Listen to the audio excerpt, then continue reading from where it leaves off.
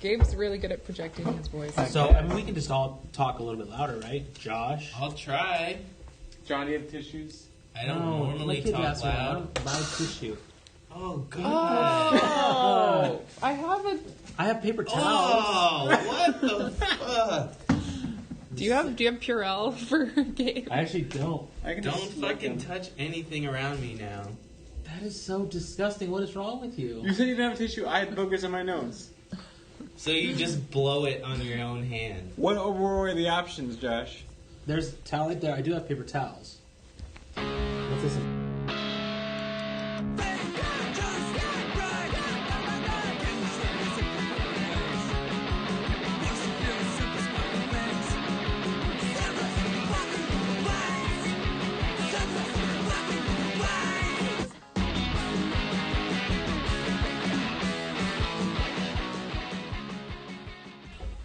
Hello, everyone. Welcome to Axe Brother Podcast. My name is Gabe Edwards, and I'm here with John Mule.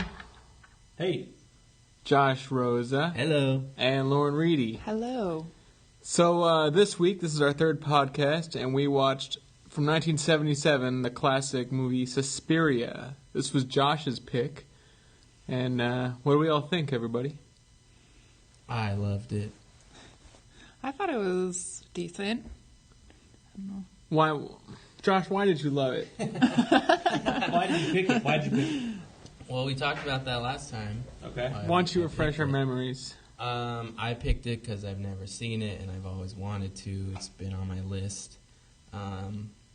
Dario Argento is a well-known Italian horror director, and this is arguably his best. So, Do you know how many other of these would you?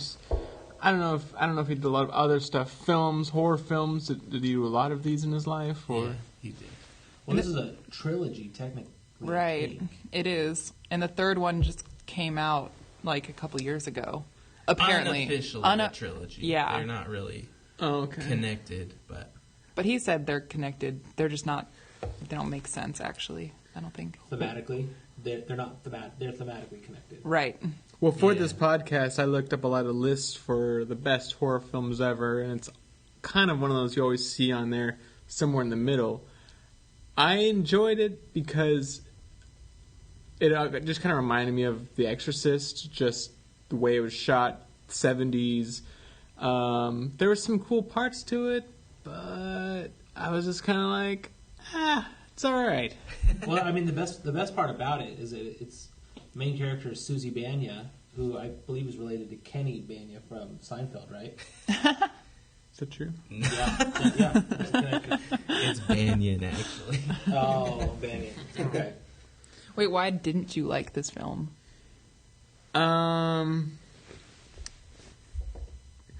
Because I felt like the story was kind of lacking ultimately. Oh, the story is terrible. Like, nothing makes sense. Well, what else is there then? I felt like this Game's hard to impress, you guys. I like a lot of shit, so...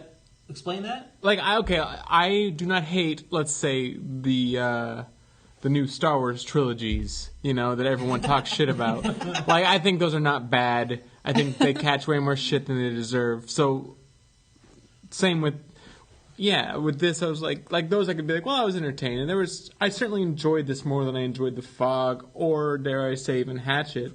But I don't know that I mean, I think loved it. It's supposed to be beautiful. I think for the most part, like stylistically, that's what it was. I found it. Oh, I mean, yeah, that's what people like about it so much, is that it's so beautiful and that it's creepy. But yeah, plot-wise, it's lacking. It takes place in Germany, right? Yes. And I felt like even in the first 15 minutes, the lighting, the prints on the wall, the colors of the places where they're going, that was kind of in a good way overwhelming to me. Like, I just thought the whole thing was kind of beautiful. But then you have someone getting shoved through glass and a girl getting hanged, and that was all. I mean, it was scary at times. Did you not think it was scary, Gabe? No, there were some scary, shocking moments. Okay. And I would say it was all right.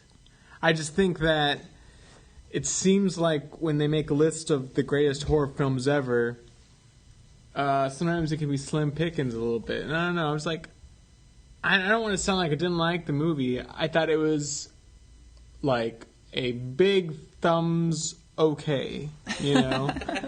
Okay. But I mean, like I don't know that I ever need to see it again. Like Exorcist, I need to see like once every year or so. So why the Exorcist over Suspiria? What makes the Exorcist for you rewatchable year after year? You read the book. There's just characters I care about more, I guess. Like, yeah, I don't know. Maybe I didn't care about the protagonist in this so much, really. See, so famously, the movie starts with Susie Banya, and within 10 minutes, she kind of intersects another girl who's running away. Susie Banya is going to dance school. She gets to the front door, and another girl is leaving dance school. We follow that girl. Right. And then at different times, we're following Susie's friends through this dance school. Can we say it, coven? Like, well, you don't find that out until later. You don't find that out until later, but it's a prestigious. It did have this like.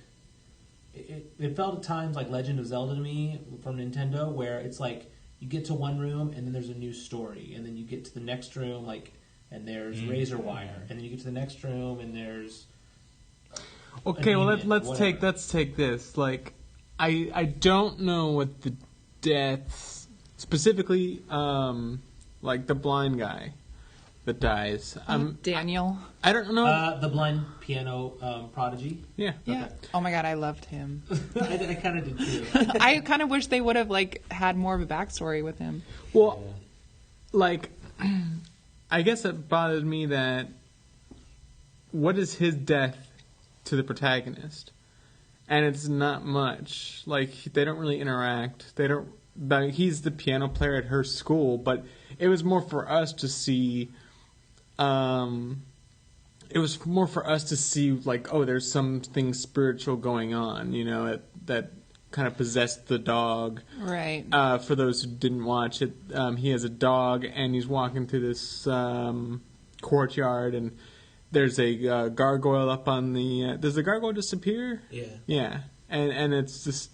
I like the music a lot in the film, I will say that. Like... by the goblins. Goblin? We're all over the place, though, so... what do you mean we're... So, well, because I want to talk about the music, but I also want to talk about the plot, because I agree with you. Okay, let's talk about the plot. Yeah? Okay, so the plot to me is a little bit kind of Pulp Fiction-y, where there's multiple subplots, but they're all taking place in a dance school run by a coven, right? Mm-hmm.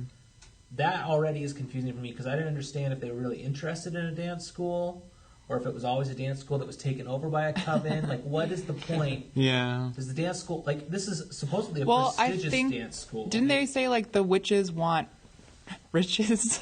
Witches want riches. And... They do explain the history of the dance school. Yeah. But they don't explain... Why dance? Why. Like, the school starts with... what's the Black Queen's name? I forgot. Latifah. Yeah, no. Who are we talking? The main witch? Yeah, Helena. Marcos, right? Helena Marcos? Yes. She starts the school in like the 1800s. It starts as a dance school and an occult arts school, which is like they don't really explain that connection, but is this one of those things? Because I know some more very, very conservative churches have a thing against dancing. Is there? Is there? I don't think there's a connection there. This is like Footloose. But yeah. Footloose, is that a trilogy? I think Lauren actually nailed it with her. They want. But they get riches. They say this. They get riches through power, not through starting a thriving dance school. I think they do want money. Yeah. Yeah. Is there a lot of money in dance schools? Well, it seems. Well, it's like really rich people that are being. Yeah. People whose parents may have a lot of money. Okay. I'm thinking we should start a dance school right now. I think we started coming. Okay, so yes, the music was by Goblin. So it starts off. Susie. Who is Goblin? Goblin's a prog rock, European prog rock band. Italian prog rock band. Yeah, you can find them. I recall that in the credits. Then I forgot it, but it didn't sound like a prog rock band. It sounded like like the guy that did Taxi Driver, or I mean, I don't think their like music normally sounds like that. Yeah, they wrote it for. Yeah, It sounded like a good score. I don't know. In the first 5 minutes, there's this song. It's kind of creepy. I think it was like piano or synth music, but there's this like gremlins in the background. Yeah, it sounds like Thunderstruck by AC/DC. It sounds like black metal singing like without the metal behind it. It was sampled by awesome. Ghostface and Raekwon on their song "Legal Coke." I don't know if anyone. Oh, really? Yeah. But that music, like, while I liked it in the first 5 minutes, it definitely built. We're about 15 minutes in, along with the fact that everyone seems to just be a dick to Susie for no reason. Like the taxi driver, the welcome person at the door, like everyone's just giving her shit for no reason. Well, they do make a point that she's American. Yeah. And that just seems to keep coming up. The American girl. She's always referred to as if she's the only one or something. But they said there's a few other American girls. She doesn't have shoes, remember? That's right, dance shoes. The music Which who goes to dance school without dance shoes? That's true. No, she said they were in her bags. Stuff was in her bag. Oh, right. Yeah. The music, I would say, became grating really fast. Oh, yeah, that was another person who was a dick to her, where the girl was trying to pawn off her shoes to her. And she's like, give me $50 for them. And she's like, oh, I already have my shoes. She's like, fine. And then she just walks away, storms away angrily. But yeah, are you saying the music got old? Because No, I don't think it got old. It had a way of, like, irritating that I think played into, like, some of the scary moments early on. Like, at first I was like, wow, this is a really cool song. And then it kind of built, and then they were still playing it. I thought it was just part of the whole. So, Lauren, it sounds like you thought it got old. I did. I got kind of... It's lost its effect, I think. At first it was creepy. But did you guys look up what Suspiria means? Please tell us. Oh, I did. I don't remember that. It means sighs, like SIGHS. So, yes, thank you for that example. But once I read that, then I was like, oh, okay, I like that the music, there was breathy talking, sort of whispering. So I like that there was that tie-in. Yeah. But yeah, halfway through the movie, I was like, okay, the dun dun dun dun dun dun dun got like it wasn't scaring anymore, and especially Daniel's death. The build-up for his death was so long. It was like cut to the gargoyle, cut to him looking around, cut to the square, cut to... It was like, okay, I know he's going to die already. Like, just get to it. Well, but then out of nowhere, the dog... Yeah. Like, oh... I really liked that part. You liked that the dog killed him? Yeah, it was like... Yeah, I'm kind of torn. Maybe I, love this movie, but... Because I feel like... every time there was a death or something like that, it always came in a place you didn't assume it would come from. So maybe they did a really good job of that. I don't know. Yeah. I did like all the deaths, especially Sarah's death. Even though that the first one? That was the third one. The her wire? friend. Yeah. Okay, the wire, was she trapped in the wire or was the wire cutting her? I think both. It didn't look like barbed wire? Yeah, it was barbed wire. Or it was razor wire. Joshua has something to say. He's frustrated. Well, I mean, I feel like maybe it was supposed to be razor wire, but obviously they can't shoot that. Yeah. And she was already bloody when she jumped in. Yeah, it didn't really show her getting cut up by the wire. It just seemed like it was entangling her. A brutal throat slashing. Yes. Yeah. Which didn't look real, but was kind of shocking. All of a sudden, there's a close up of I don't know, it looked like a ham being cut open or something. But it was it was gross. I mean, it was pretty gross. Well, one thing, I don't know if we want to get into this sort of criticism of the film, but I rewatched the wire scene a few times because when it happened, it was like, oh, it reminded me of the scene in Home Alone where Daniel, what's his name, goes through the window and slams his feet down on the ornaments that Kevin has left out. Yeah. But they're probably referencing it. But Suspiria did it first. But I rewatched it, and she's couldn't climb through this window without looking down. I know that was my problem with it too. I was gonna say I liked it because it was brutal, but at the same time, I like how you see her trying to jump to the other window, and then she suddenly looks down and is like, "Oh no, there's all this razor wire." Well, it's like, just jump into it. How did you miss that part? Yeah. That whole sequence of her dying was a little frustrating. Like, when he's using the straight razor to try to open Oh my the locked gosh. door And it for took him forever. 5 minutes. Was it a he? Who was it? Do you think it was the... Hoder? Yeah, who was it? Hoder? I I don't... don't know, but... What's the guy did with the you- crazy teeth's name? Oh, the guy. Padre. Handyman Pablo. And Pablo. The first line about him is, "He's really ugly, isn't he? Don't be afraid to say so." And I just thought, Because he didn't wow, speak English. poor bastard. Wait, Yeah. sorry, what Yeah, were you saying? and when we were watching that, I was like, "Oh, that's definitely Richard Keel who plays Jaws in 007." But I looked it up; it's not him. I know. It does look like Exactly it. like him. I thought it looked kind of like Tiny Tim. No, I was gonna ask you if, like, that scene of her locked in that room and he's trying to open, whoever it is trying to open it with the straight razor, it reminded me a lot of The Shining. Mm-hmm. When Shelley's in the bathroom, Right. Because you have someone trying to get in the door. It even showed her like crouched up against the wall, Yeah. and she's got like that Shelley terror face, and then she goes out through the window up on the wall. Mm-hmm. So that was cool. Oh, she exited that window so slowly. Like, she's a dancer. She's supposed to be athletic. And same with the main character. Like, both of them are just like, when they're running away, they keep like running into the walls and like spinning around. Yeah. It did have that claustrophobic feeling like The Shining, I felt, where you're stuck in this one place, running down halls, running room to room. I think that's what I mean when I say it felt like Legend of Zelda, where it's like, oh, we're in a new room now, new characters, new hazards. I know we've been talking for a little bit, but maybe it's important that we sum up this movie in a gisty kind of way. Josh, as this movie's number one fan in this room at least, is there like a basic, paragraph way you could sum up this film? I mean, I would just say that, like you were touching on, the plot is secondary, and it's more just about building up that atmosphere and feeling of like evil presence. I mean, I have terror.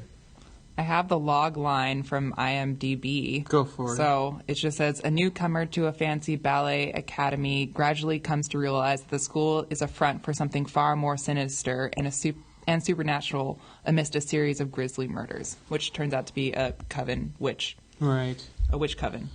And are there A any rich students? witch coven. Are there any? There's no students in the coven, right? No. It's all. It's all the staff. Yeah. Yeah. The first kill is, I would say, well, everything I read on this movie online talked about it as if it was, the bloodiest or goriest. Maybe it was for its time.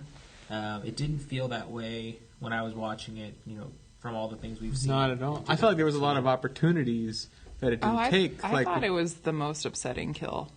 The first one? Yeah. Well, it's shocking. So, the girl who is fleeing the school first, Right. she gets to a hotel where she kind of feels safe. There's some strange stuff with her window being blown open, and she's looking out the window, and these huge hairy arms come through. They look like Glenn Danzig's arms with nail polish, and they smash her through the window, and then she's stabbed multiple times. And then there's this close-up So many shot times. of like she has a hole in her chest, and a close-up shot of the knife going into like maybe a piece of liver or Piece of something. ham. Yeah. Yeah. And then she's hung, and glass catches her caretaker in the face. That was all very shocking. That was No, I really enjoyed those moments. You enjoyed those moments. Yeah, I thought it was well done. But I thought it was okay. well, I will say, I guess not all films, but some films like this and like The Fog asks you to, as the viewer, to determine whether or not this is Like at this is it supernatural or is this a serial killer or somewhere in between? Like no one really has those big hairy arms, and you just kind of, it could be the Helena for all we know, who's like can transform into, it's kind of not explained. They don't back it up with a guy at the end who has really hairy arms or anything. Right. Yeah. You I know? kind of assumed at the end when what's her name, Helena, reanimates her friend's corpse to try to attack the main character. At that point, then I was like, oh, okay, maybe all the hairy arms are like other zombie-like reanimated corpses. Who knows? Those hairy arms did not belong. If anyone, it's to a the teenage dancer. Though. well, if anyone, it's the big guy that doesn't talk. I mean, but he had Pablo. long black fingernails as well. Yeah. See, Which makes sense, kind of. Like, it could work because the entire reason that first girl is running away from the school is because she's kind of catching on She's to what's learned happening too at much. the school.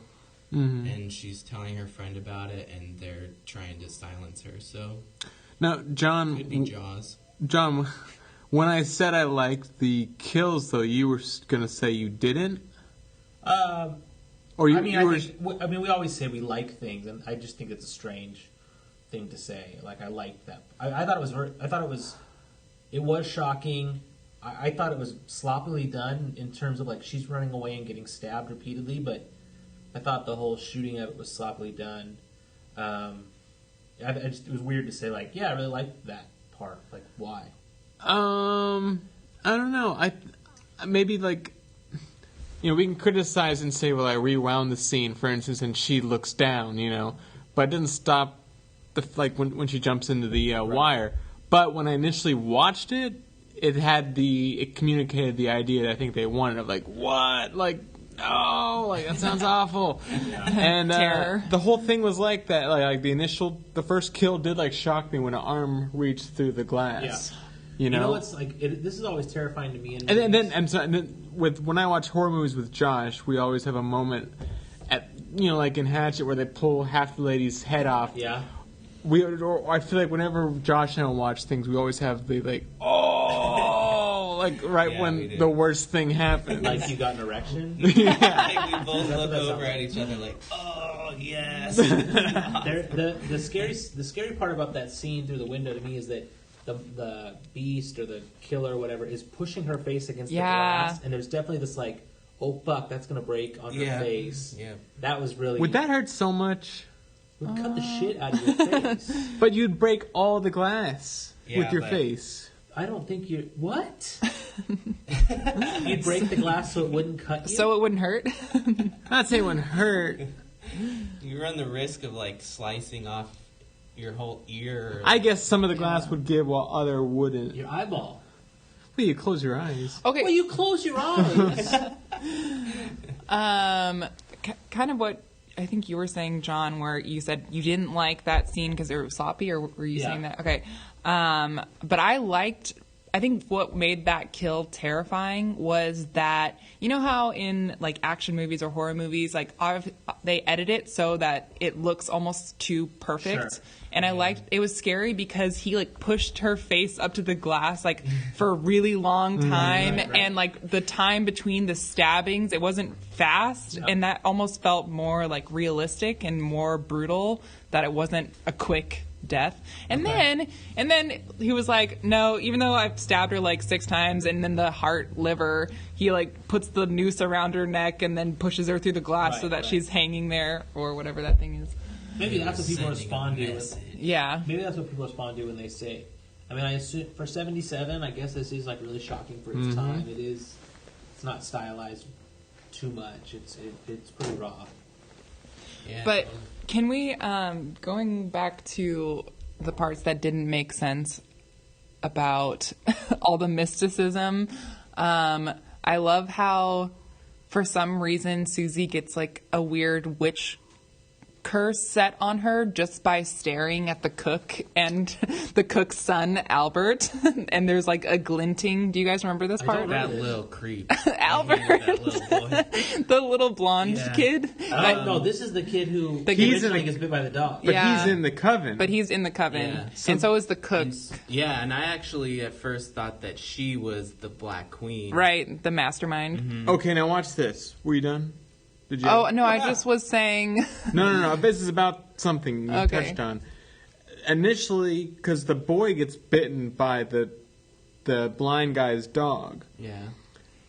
And I thought, oh, maybe there's something's gotten into the dog. But if the boy's part of the coven, maybe the dog is good and was biting the boy, and like I recognize he was evil, because in these films, dogs can always cut through think- the bullshit. I you think know? that was what they were trying to say, and then when the dog attacked its owner, it was because the witches had gotten into it.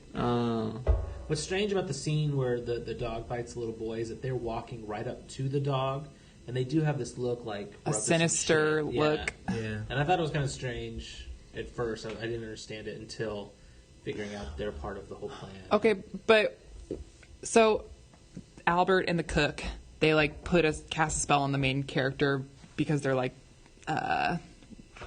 polishing some metal and it glints Right. into her face, and then she's like, "Oh, I'm sick." Right. Okay, so then obviously, the doctor is also part of the coven, so they like give her this wine that makes her sleepy. What was the whole point of that? Just so that she and were they giving that to all the girls or just her? Just her. And just her. Why? At that point, she wasn't even suspicious. So why were they trying to cast a spell on her?